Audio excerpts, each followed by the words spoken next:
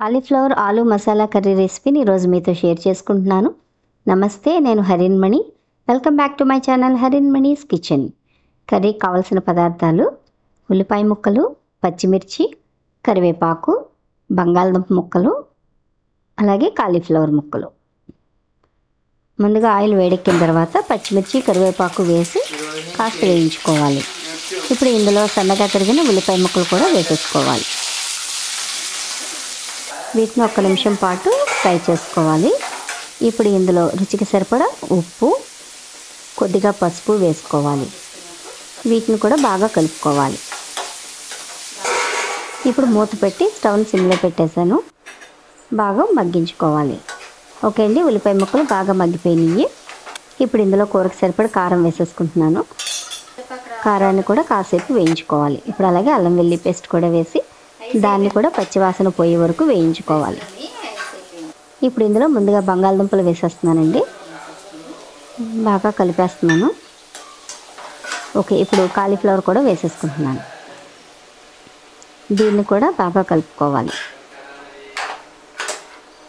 ఇప్పుడు స్టవ్ని సిమ్లో పెట్టేసి మళ్ళీ మూత పెట్టి ఉడికించుకుంటున్నాను.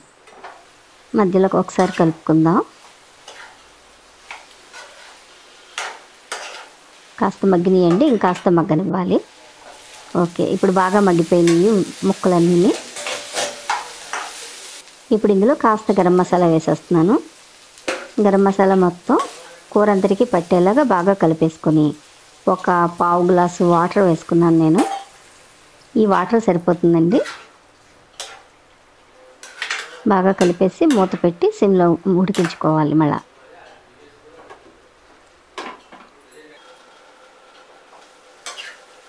ఇంకా వాటర్ ఉందండి.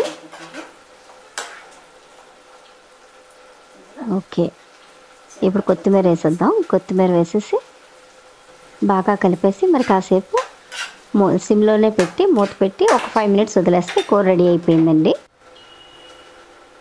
చూసారుగా, కూర రెడీ అయిపోయింది. చాలా టేస్టీగా ఉండే ఈ కాలీఫ్లవర్ ఆలు మసాలా కర్రీని మీరు కూడా మీ ఇంట్లో ట్రై చేసి ఎలా ఉందో కామెంట్ చేయండి.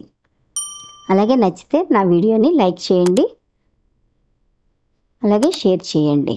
మరిన్ని రుచికరమైన వంటల కోసం నా ఛానల్ని సబ్స్క్రైబ్ చేసుకుని నోటిఫికేషన్స్ ఆన్లో ఉంచుకోండి. Thanks for watching.